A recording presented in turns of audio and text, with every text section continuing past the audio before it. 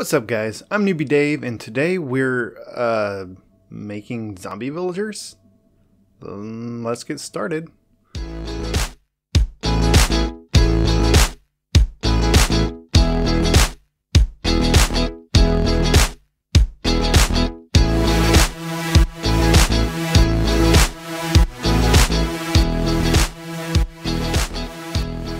Yes, you heard me correctly. We are making some zombie villagers today.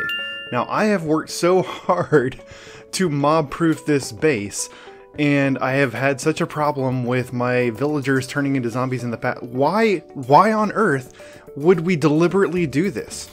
Well, I will tell you. I actually got the idea for this video from Waddles. He did an episode on this, and I thought it was a brilliant idea. And unfortunately his design didn't translate directly to Bedrock Edition, like a lot of the Java Edition builds don't. And so I had to tweak it and modify it a little bit to get it to work on Bedrock. But that's why I'm here, to bring you Bedrock players all of these wonderful designs that don't work on Bedrock and somehow figure out how to make them work.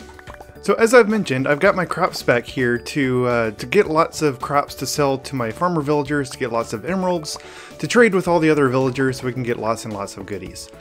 But even then, these transactions aren't really that good. I mean, 26 potatoes for a single emerald? Are you kidding me? 22 carrots? I mean, it's going to take a lot of crops just to get a couple of emeralds. And then some of these transactions, like with my my mending villager, it can cost like 20 or 30 emeralds to get the thing that you want. Well, what if I told you that there was a way to lower the prices that the villagers will buy and sell things for? And not just a little, but all the way down to 1 emerald. That's right, you can buy and sell things from villagers for a single emerald. And the way that you do that is you zombify them. Turns out, villagers don't like being turned into zombies. Yeah, I went out and personally asked 1,000 villagers, and 999 of them said they don't like being turned into villagers. There was Steve, and Steve's a little weird, so I'm not going to trust his opinion. But yeah, the rest of them, they don't like it. But what they do like is being cured. And so if you cure a zombie villager and turn him back into a normal villager, he is eternally grateful, and he shows his appreciation by reducing his prices. And every time you do this, his prices go down more and more until finally he's practically giving away his wares. So that's the plan. We're going to build a little room that we can put a zombie in and then throw a villager in there, let the zombie go to town on the villager, and then we'll cure him, and we'll do this over and over until we get the prices down to 1 emerald. So I don't know exactly what I want this build to look like yet, but I do know I want it to look and feel kind of nethery. So I've got some building supplies over here. I've got some nether brick, some black stone, some quartz. I kind of want to throw in some crying obsidian. I've got some of this and I've never used it. This might be the perfect time to do that. So let me clear out a little spot over here because I need a good flat place to work. By the way, I have a big surprise plan for when I hit 1,000 subs. I'm getting close. You guys have been awesome. I really appreciate all the support from you guys. But according to YouTube analytics, less than half of my viewers are subscribers. Subscribing is free, guys. It costs you nothing, and you can uncheck the little bells so that you don't actually get notified when new videos come out. That doesn't bother me at all. But I do appreciate the support, so if you wouldn't mind going down and hitting that subscribe button, help me get to 1,000 subscribers. It'll mean a whole lot to me, and I can finally reveal my big plan for 1,000 subs. Alright, so let's build this thing. I kind of want to build it right here. I don't want it to be right next to the villager enclosure.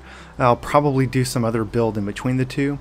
I thought about putting it up against the cliff, or maybe over there. I think it's going to be best to have it near the villagers. So let's start with the enclosure that the villagers and the, what is that guy? A zombie? Yeah, the zombie are actually going to go inside of. Now, if I want this thing to look sort of nethery, of course I'm going to use polished blackstone bricks. You know I love me some polished blackstone bricks. So we're going to put polished blackstone bricks around this thing. We'll put fences along the side.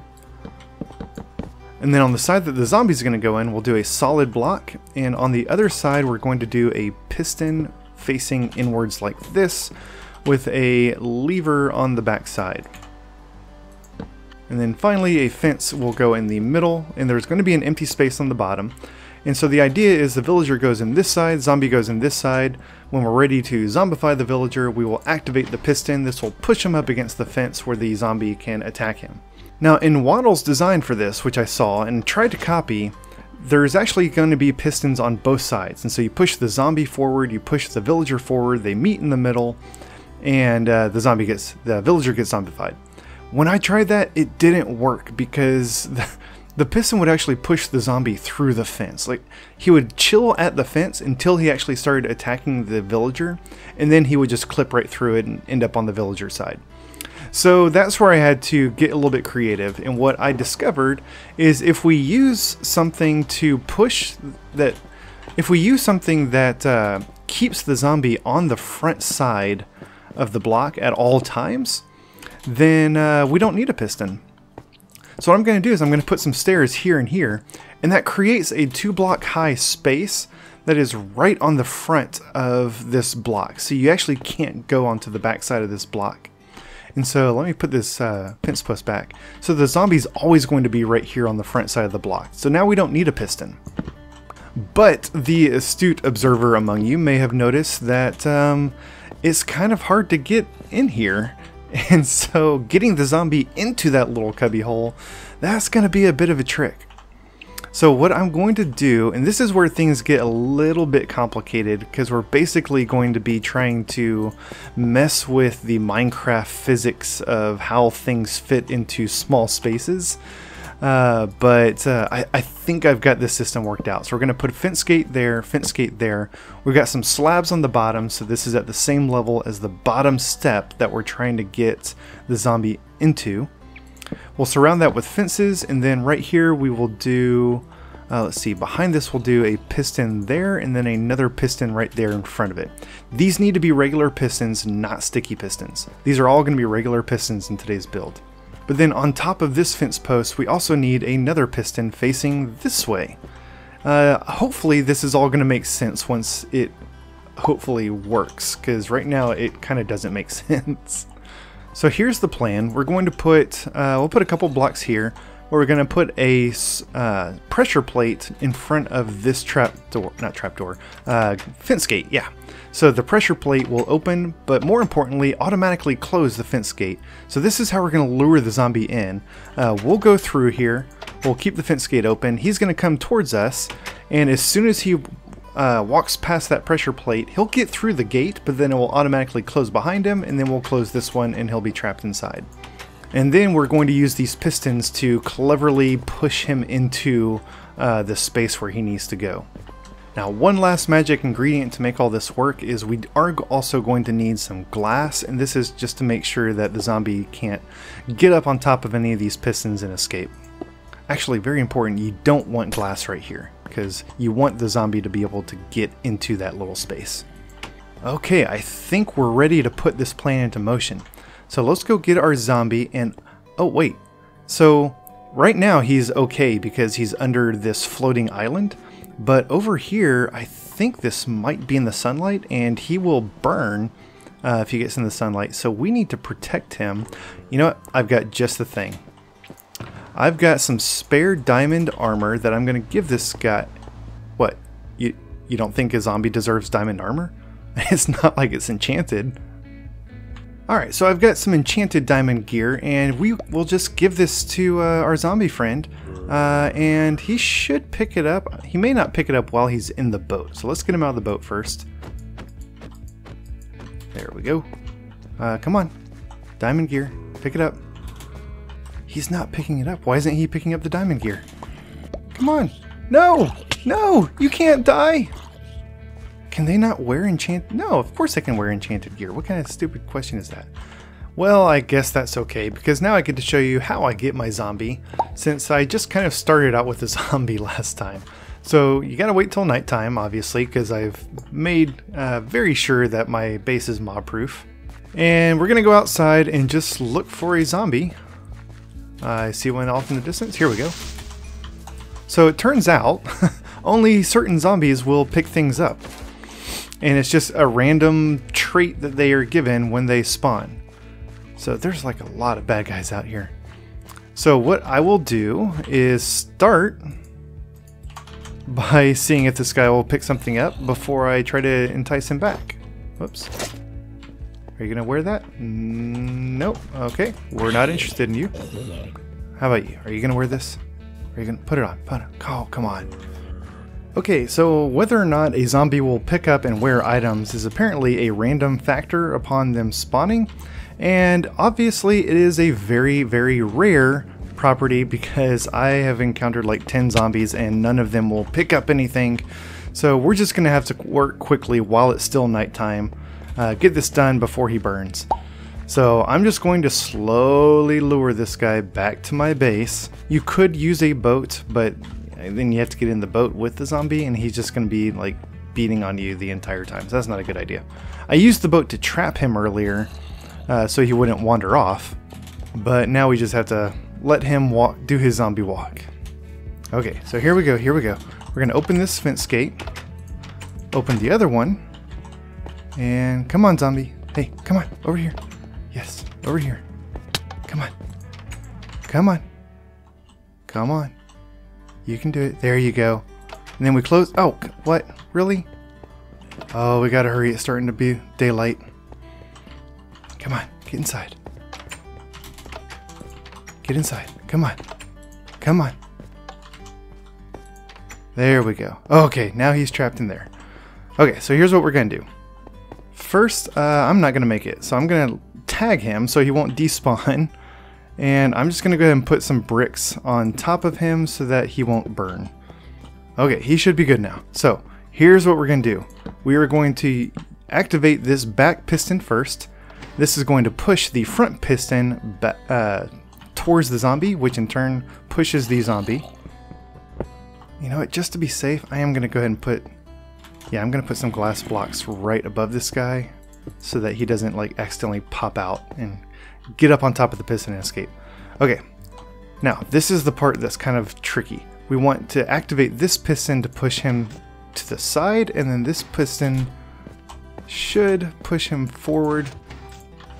All right, here's what I'm gonna do. I'm gonna knock out this block right here, and then hopefully, yeah, there we go. Now we could push him into the middle. There we go. Okay. So, as you can see, that's a little bit complicated to try to get him into those stairs. But now he is trapped and we can break all this down and he shouldn't be able to escape. Okay, sorry, I was working quickly and I don't know if I explained it. You want to tag your zombie with a name tag to make sure that he doesn't despawn. If you don't tag him, then he could just randomly despawn later in the game. But now that he's got a name, he's there forever. Alright, so now let's talk about the villager side. To get the villagers in here, we're just going to use a normal minecart system. And we'll do a powered rail on the back there, and then some normal rails getting in. Maybe another powered rail right there. And this one I think I'm always going to have powered on. So let me put a redstone torch under it. There we go. And then we'll just have some more rails coming out. Now on the back side of this, for now I'm just going to do a lever. I'll probably end up doing like some redstone that comes around to a lever on the front. But we want this thing to be powered off until we're ready to get the villager out, and then we'll power it on, and he'll just roll right out in the minecart. So we're going to use a trick like we did for the villager farm over here, where, you know, the rail goes through there. We just knock out the bottom brick, and even though there's only one empty space, the minecart can pass through it with a passenger. So we're going to do the same thing here, except I don't want to constantly be breaking the block and replacing it. So what I'm going to do is just put a trap door on right there on the top block. And so I guess it doesn't have to be a trap door. It could be a slab or something. I guess the trap door, you run the risk of opening it and letting the villager out. So maybe a slab would be a better idea. But I like the look of the trap door because it doesn't block the view a whole lot. So now the minecart can get through here, but just a normal person or villager inside of here, oh, I guess, yeah, you can. Maybe the villager can't, because when I was testing this, they didn't. I'm just gonna go ahead and put a slab there, because that suddenly makes me very uncomfortable. There, okay. What on earth? That is really weird. Why can I walk through that? I can just walk right through a slab. That's weird. Okay, we might have to do something tricky with this. What if it's a full block? Can I walk? I can walk right through that. What is going on? Okay, good news. I've reloaded the game and I'm not clipping through the trapdoor anymore. So that was weird. I had not seen that before. Yeah, I think we're good. All right, so should I test this out with one of my villagers or should I finish the actual construction? I think I'm going to finish the construction first because once I get a villager in here and he gets zombified, he's going to burn in the sunlight as well. So rather than just continue to throw a bunch of temporary blocks around, I'll just actually do the construction on this thing. So what I think I want to do, let me get rid of this lever. I think I'm going to do an outline in a netherrack brick like this, and this is going to be kind of the foundation, the bottom of the structure. Let's do that. I'm just kind of making this up right now. I don't know what I want this building to look like. And then I think I'll just do some more polished blackstone bricks on top of this. And I do know that I want to have some windows on the back side, so let me, like right behind where the villager and the zombie will be. So put window there, window there. Let me go up a little bit more. I'm thinking kind of like that. Let's see how this looks from the ground. Yeah, I like that. That's cool. So we'll do that. We'll do windows 2 blocks tall. And I think this side also, we need some windows on the side as well. So how's this? Yeah, that's looking good. I like it. Now for lighting in here, I'm going to do some torches on the back wall there and there. Now the floor, I'm going to do the entire floor in basalt. I didn't do the floor yet because I didn't know what the shape of this thing was going to look like. And I haven't finished the outside, but I'm going to go ahead and fill in the floor now. And I'm going to do all the basalt pointing upwards like this, because basalt is one of those that you can lay at different directions, and I want the top texture for the floor. Yeah, check that out. That's cool. I like it. I think around the base of this, I'll probably do some slabs to create kind of a stair or a step up look. Something like this. Yeah. And then I don't think I'm going to put a front on this. I think I'm actually... I'll kind of bring it around like this, but I don't want a front wall. I'm just going to leave it kind of open. And I'm going to put a top on there. Yeah, I think this is going to work better if I just leave it open like this. Alright, I've really been struggling with the roof on this. I'm not really sure what to do. It's kind of a weird shape for the structure. It's not quite a circle, but it's also not a box. And so what I think I'm going to do some stone stairs on around the outside, but not like they're all going to be facing one direction. So these on this side will be facing this way, and then I'll just kind of mirror it on the other side. And I think I'm going to do like spruce slabs and spruce stairs in the middle to create sort of a gentle arch to the top of this thing. That's what I'm thinking right now. We'll see how it goes. Because like I said, it's a weird shape for the building, which is resulting in a weird shape for the roof.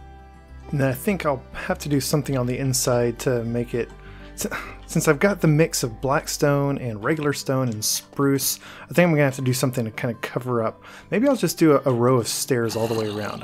That'll probably look really good.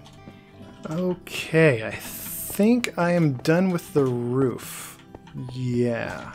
So it was kind of tricky getting both sides to look the same.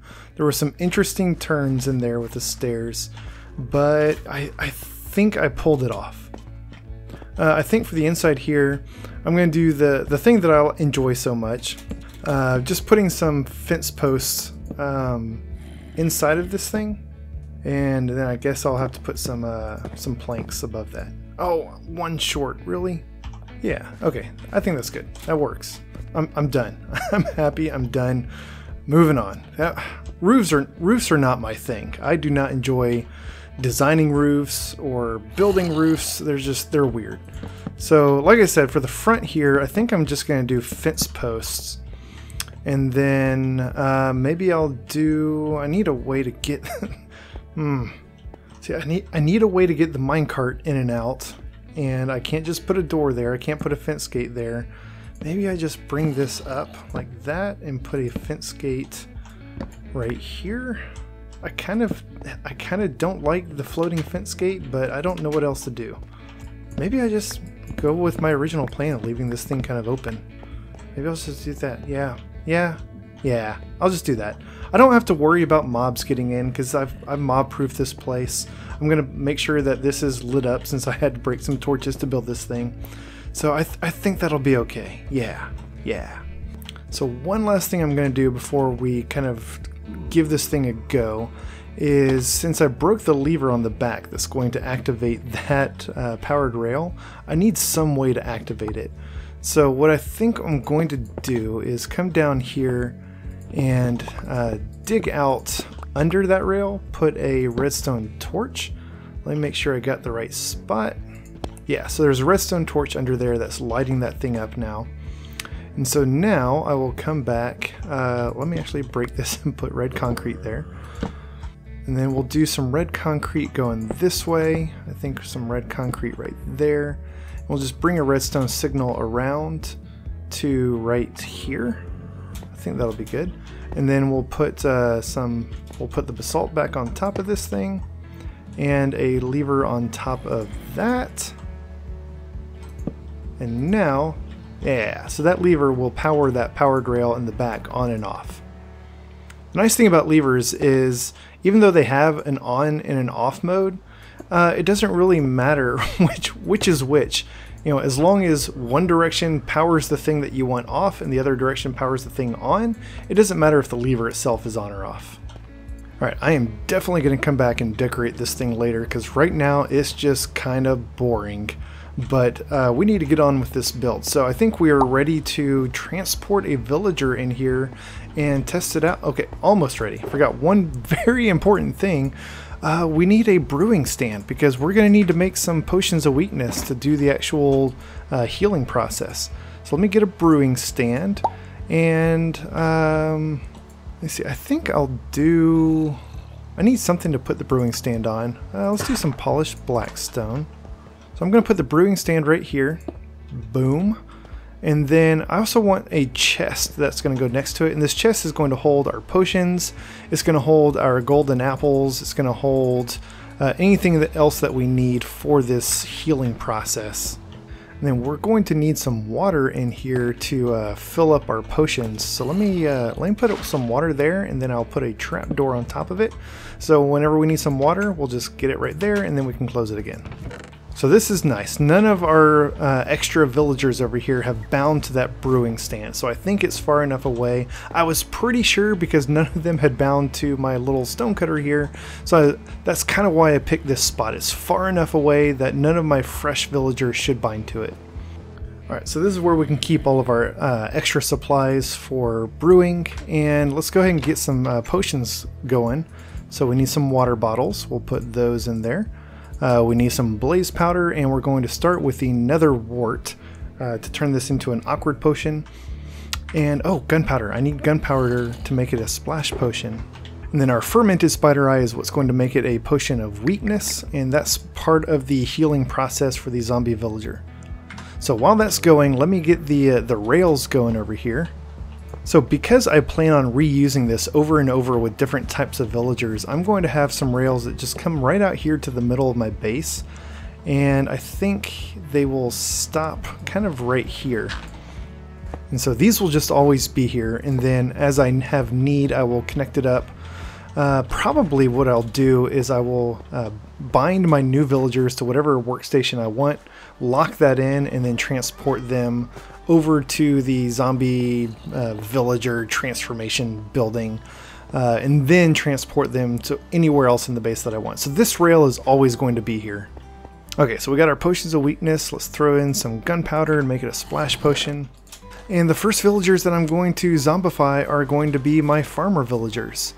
So I need to think about how I'm going to do this, because I need to get them out one at a time. I think what I'll do is I'll trap 3 of them in a boat, in 3 boats, and then the 4th one I can just let out, or break the fence or something. I don't have to worry about all of them escaping. Okay, and now let's see if I can somehow get this guy. Oh, wonderful. He jumped into the other boat. Okay, so we got one farmer trapped in this boat. Let's see if we can get him over to the minecart. And there is a very, very good chance that this is not going to go as planned. Get in the minecart. Come on, get in the minecart. Oh, come on. And the minecart just took off. All right, I'm going to try this. I'm going to try putting him in front of the minecart because I think he's going to want to get back to his crops. Yeah, there we go. Now we can just give him a little shove. Okay, so he's in there. So let's break. Whoops. Ooh, that's not good. That's not good. I just meant to break the minecart. Okay, I've got to be really careful here because, man, that was not what I wanted to do. Okay. Okay, he's out. He's trapped. Let's see if we can repair this. Okay. I think this is going to work this time. So I'm going to break the minecart and then shut that. Okay, so he's stuck in there now. We'll worry about getting the minecart out later. Most important thing is getting this dude zombified. So there's a lot riding on this. I really hope this works. Okay, there he goes. Oh, no, wait. One very, very critical step that I almost forgot. Change your game difficulty to hard before you do this. Oh my goodness. Okay, the reason for that is on hard difficulty, there is a 100% chance that a zombie will turn a villager into a zombie villager. On normal difficulty, it is a 50% chance. So there is a 50% chance that you will actually lose your villager, that he will just be killed if you're on normal difficulty. Oh, and he picked up the minecart. Alright, so there is our zombie villager. Let's cure him. So to do this, we're going to need a potion of weakness. And we're going to need a golden apple. And I've got some golden apples around here somewhere. Did I not bring them with me? Okay, golden apples. So potion of weakness, go. And then golden apple. You hear the little sound effect, the little smoke particles turn red. So he is now in the process of being cured. This is going to take a couple of attempts, not like trial and error, but just each time you cure him, the price is going to go down a little bit. So we're going to have to do this multiple times. So I'm going to set up some redstone lamps. Let me see. I think I'm just going to put these here for now. Maybe I'll move them in the future. And then we'll throw some levers on each of these. And then each time we cure him, we'll just flip one of these so we can keep track of how many times we've done it. Okay, there he goes. He is cured. So let's see. Look at that. The potato price has gone down from 26 to 20. Look, pumpkins. They're only 1 pumpkin per emerald. And every time we do this, the prices are just going to get better. I don't know what happened to my minecart. It's gone now. That's okay. I can make another minecart. Getting more villagers is a lot harder. All right, so let's tick 1. Oh, that ticks 2. Okay, I'll fix that in a sec. But yes, we've done it once. So let's do it a second time. Oops, I need to zombify him first. Oh no. I think, is he not going to zombify while he's got the weakness effect on him? Okay, weakness effect is worn off. Let's try this again. Oh, come on. Why isn't this working? Okay, more weirdness going on where apparently just reloading the game fixes it. There we go. Moved my redstone lamps and put the switches below them. So now the lever will only activate 1 lamp. All right, so this is going to be attempt number 2. All right, and look at that. He's down to 14 potatoes per emerald. So let's give this another whack. All right, there's number 3. He's down to 8. I think 1 more will do it. I mean, this is kind of an expensive operation because it's going to take 4 golden apples, 4 splash potions of weakness per villager that you want to do this with. I'm planning on doing it with all 4 of my farmer villagers just so that I can get 1 emerald for 1 crop. I don't think I'm going to do this for every single villager. I don't have the gold or the apples for it. All right, and there's cure number 4, and we are down to 1 potato. Look at that, 1 potato per emerald. I am going to get as many emeralds as I trade potatoes. And he's going to run out after like 6 or 8 or something. But each day he'll restock, and we're just going to get tons and tons and tons of emeralds.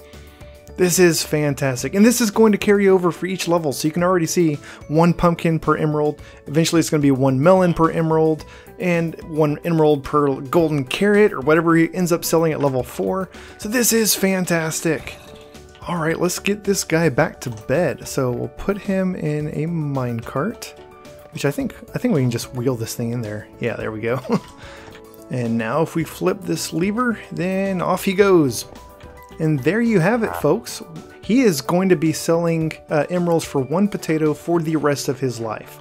That's how grateful he is that we cured him 4 times from being a zombie villager. He doesn't care that we are the reason he became a zombie villager 4 times. He just cares that we cured him 4 times.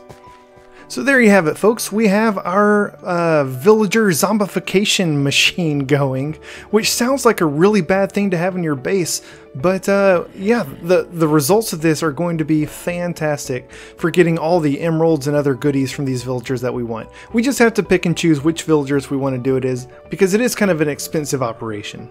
So I'm going to spend some time off camera just kind of prettying this thing up, because it is kind of boring on the inside and the outside. I did a little bit of decorating while I was waiting for the villager to be cured each time, but I'm going to do some more work off camera, so don't worry. So thank you guys so much for watching. I hope you enjoyed this, and I hope you're able to get this working in your world. As you could see, I did have a couple of problems with it, but we got it all sorted out. If you run into any issues with things just not working, you may just try reloading the game, because that worked for me a couple of times. So I hope you enjoyed this episode. If so, please hit that like button. And while you're down there, please subscribe. Help me get to 1,000 subscribers so I can announce this wonderful big surprise that I've got coming up. So thank you all, and have a great day.